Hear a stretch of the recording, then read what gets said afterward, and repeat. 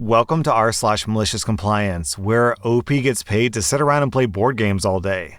Our next Reddit post is from Queenie Simmer. Years ago, I worked in the office of a distribution center full of very petty us versus them types. Every July, there was a summer stock sale over the weekend, which was compulsory, but they paid overtime. The office staff wasn't trained to set everything up, so we weren't needed on the floor. So, for several years, we got away with not having to work on Sunday. But one year, the pettiest of the petty women caught wind of us not working on Sunday, and she went to management to demand that we work it too. She said that if everyone has to work all weekend, then that should mean everyone. Our manager told us that we had to work, but since we weren't trained for it, we asked what were we supposed to do. Our job was to answer calls from branches, which were closed on Sunday, and sort out any issues from the day's deliveries, which also didn't happen on Sunday. Our manager insisted, so we said that we would come in, but we were bringing party food and playing Monopoly since there was no work to do. Fine, do what you want, just so long as you're here and in the office. Sunday comes, we stick to our word, and we have a lovely day playing Monopoly, eating treats, and listening to music. I even brought a portable DVD player and we watched a movie. At one point, the HR manager came in and asked us what we were doing, so we explained. I could see her mentally calculating how much overtime we were getting paid just to play board games, and she stalked off to shout at our manager. Meanwhile, we were in the clear. The following year, we didn't have to go in on Sunday, and petty people who moaned about it were told to mind their own business.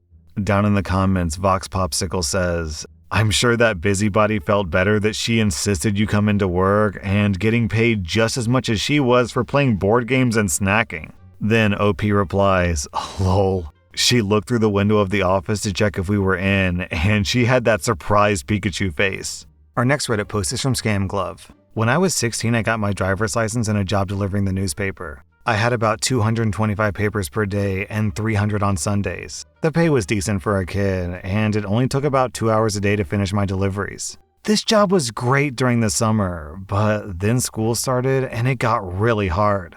I started falling asleep in class and making mistakes. I had to wake up at 4 a.m. to deliver the papers, and going to bed early meant that I had a serious case of FOMO because my friends hung out until 8 or 9 every day. So I asked my boss if I could get out of my 6-month contract. He was super cool up until this point, and I honestly thought that he'd let me slide as long as he had a replacement. I was wrong. He treated me like a villain and gave me this whole speech about honoring our commitment and how I need to learn respect for myself. And if I backed out of the contract, then he'd come after me for a bunch of money and fees and penalties. Whatever, I only had 2 months left in my contract. My mom was super cool and would drive my route for me sometimes, and I went to bed earlier. About 2 weeks after the contract discussion with my boss, he stopped by my house to tell me about some changes with my route. Yeah, it'll be so great for the customer because instead of them getting their paper by 6 a.m., they'll get it by 5 a.m. So you should see an increase in happy customers. Oh, and you'll be getting a small raise because from now on, the paper won't be delivered to your house on a pallet. Instead, you'll drive to a town 15 minutes away and pick up your papers around 2 a.m. I mean, this guy pitched this to me like it was the greatest news ever. I reminded him that I'm in high school and I can't be waking up at 1 a.m. I told him there is no way that this is better for me. My boss kind of blew off my concerns, so I said, Boss, my contract says the papers will be delivered to my house no later than 4 a.m. and that it's my responsibility to deliver them by 6 a.m. That's what I agreed to, and that's what I'm going to do until my contract is up. He again blew me off and said, Oh yeah, no big deal. We'll get you a new contract with the changes, but the end date will be your original end date, so it's all good. Now, I'll admit that I'm not a super clever kid, but I began to see my way out. I said that I wasn't going to sign a new contract, and that I'd recently been taught that it's important to honor the deals that we make, and how important it was that I follow through with my commitments. My boss could hear the sarcasm dripping off my words, and he thought that he could power trip me into compliance. He got mad and threatened to fire me if I don't sign a new contract. I actually laughed at him and said, that'd be great. I was a bit of a turd to him at this point, and I told him that if the paper showed up on my driveway before 4 a.m., then I'd deliver them, but if not, then I would consider it a breach of contract, and I would have to terminate my relationship with the newspaper. My boss fired me, which put me in a great mood. It was actually my mom who was furious that they'd pull these changes on a high school kid trying to make an honest buck.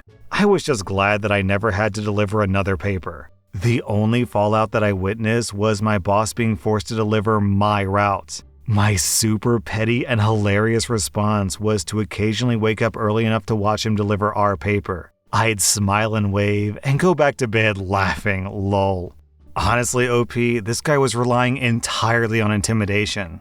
Like, suppose you had broken the contract and he took you to court. How did he expect it to go? Your Honor, it's critically important that my underage employee wake up at 1 a.m. to do my work for me. I don't care if he's falling asleep and missing school. His work is more important. After all, you have to honor your commitments.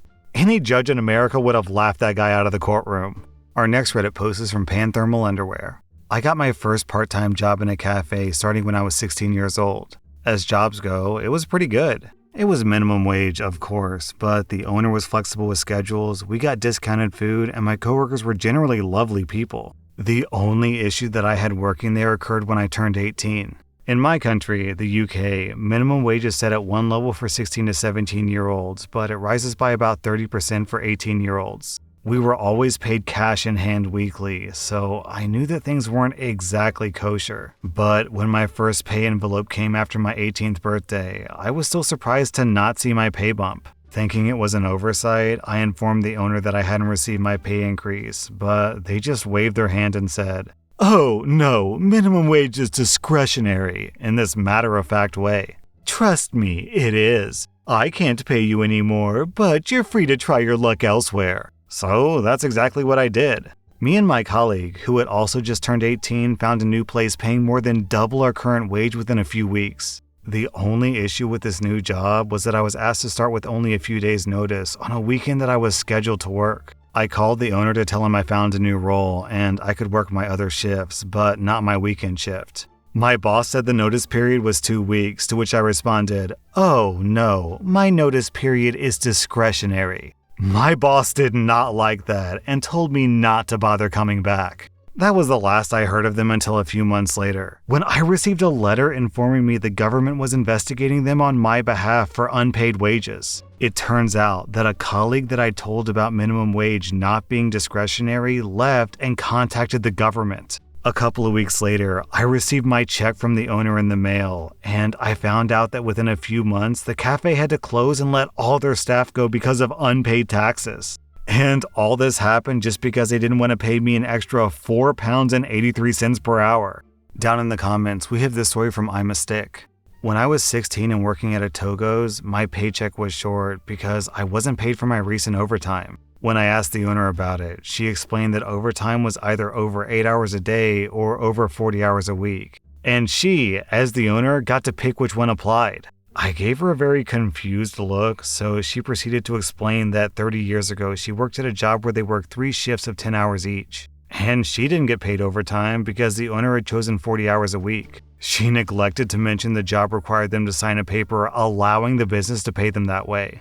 She rambled on for a good 5 minutes, all of it pure nonsense. When she saw that I was still confused, she asked condescendingly, "How can you possibly still be confused?" I replied with, "Because according to California state law," and she cut me off with, "Oh, we're going by the law now, are we?" I replied, "Yeah, aren't we?"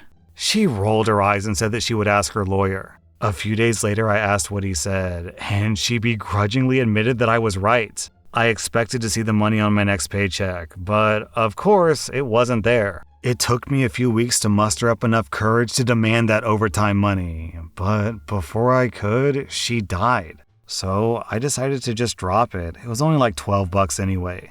This was the same lady that told me workers' comp didn't exist and was a myth. So I had better not go to the ER when I sliced my hand open and blood was running down my arm. I told her I broke my nose at my last job, and wouldn't you know it, everything was paid for because, gasp, workers' comp does exist. She said that was different. I really did hate her.